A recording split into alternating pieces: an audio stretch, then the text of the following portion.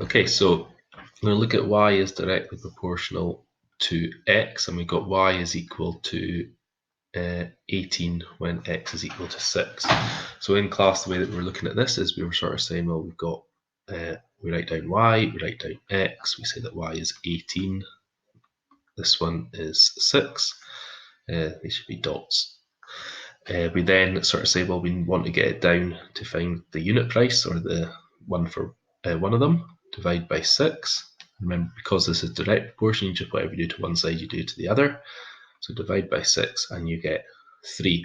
Now that tells you that every x counts to 3 of the y's, which means the equation then becomes y equals 3x. And that's your answer for the first one. Okay, work out the value of y when y is 30. I think you probably see there straight away that x must be 10, because 3 times 10 is 30. H is inversely proportional to j, so this time we've got h, j. H is 7 and j is 2. Now again, when we're trying to work this one out, we're trying to get j to be 4. So what we did in class is we sort of said, well, we're wanting this to be 4, we can visit 1. And we can say, well, to go from there to there, divide by 2, to go from there to there, times by 4. Because this is inversely, you've got to do the opposite. So it's going to be times by 2 and divide by 4. So 7 2's 14. 14 divided by 4 makes 3.5, because half of 14 is 7, half of 7 is 3.5, which means that h is equal to 3.5. Okay, play centre, host children birthday party. So this question just now suddenly it's got a bit more wordier. You'll notice that they used the C there, so we're going to write that down. It's directly proportional, so important, directly proportional to the number attending. So we've got C to N. It costs £99, so the cost goes on the C side, and there's 18 at the party. So we need to work out basically what one child would cost us. So to go from there to there, it's going to be divide by 18. And because it's directly proportional, as I've underlined it, we're going to do the same thing to this, divide by 18. I'm just going to put in 99 divided by 18, and we end up getting 5.5, which means that it costs £5.50 per child, which means that the equation is going to be, so to work out the cost, it'll be £5.50 times by the number of children. And that's us done the equation.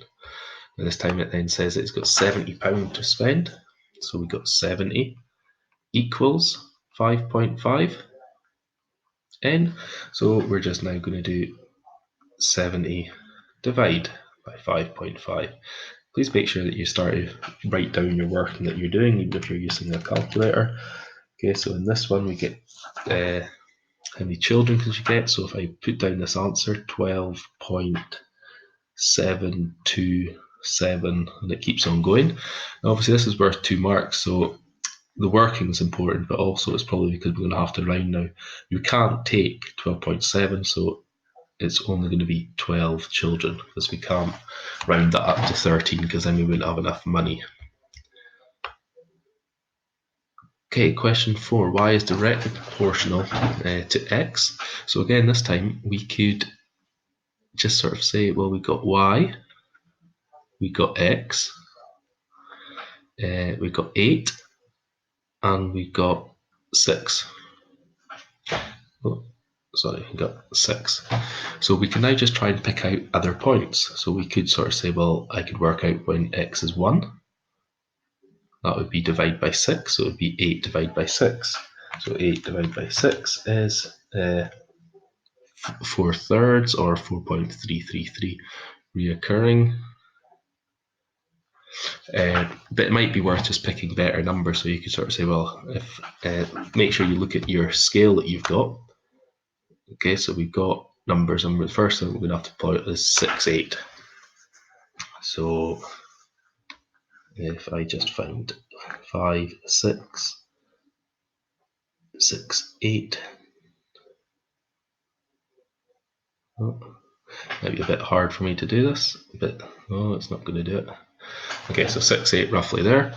Now, because it's direct proportion, it also goes through the origin. If I now double it, so double of 6 is going to be 12, and double of 8 gets me 16. So again, it's going to be a bit of a struggle, but it goes there.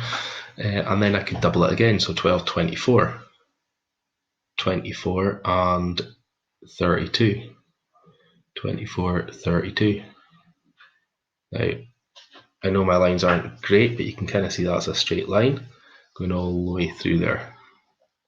I'm probably not going to draw this, and I'll try, but it's not too bad. But it's obviously supposed to be a straight line that goes through there. It's a bit hard with this bit. I mean, using your graph to work out the value of x when y is 20. Again, I'm going to struggle with this, but at this point, it's a case of using your graph. So you've got to draw a straight line across, bring it down, and in this case, I'm saying 15, but that answer could be completely out because my graph's not drawn very well. Okay, question 5. D is inversely to C. So we, again, D, C, we've got 4, 4.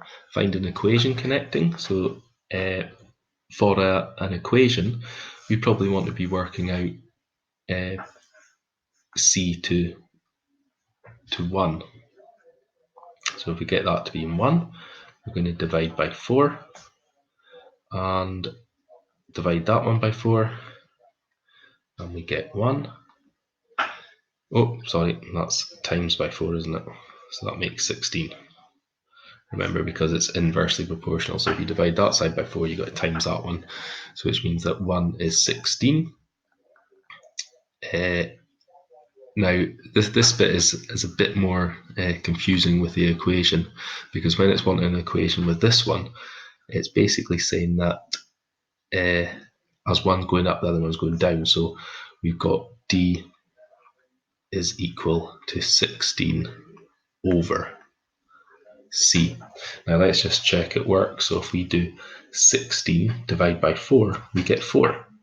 If we put in C is equal to 1, then we do 16 divided by 1 gets us 16. So this equation is a bit more awkward to get, but inversely proportional basically means that you've got D is 1 over C because it's the opposite. So it's D is 1 over C. So your formula should always kind of take this kind of form where the number on the top here is the value when this one equals 1. And that's what goes in there. So it's a little bit more awkward to do inverse proportion when it's asking for an equation. Work out D when C equals 8. So in this case, we're now just putting 8 in. So we get 16 divided by 8, and that gets us 2. Please be aware that in questions like B and C, if you can't get an answer to this, you make one up, then you sub it in.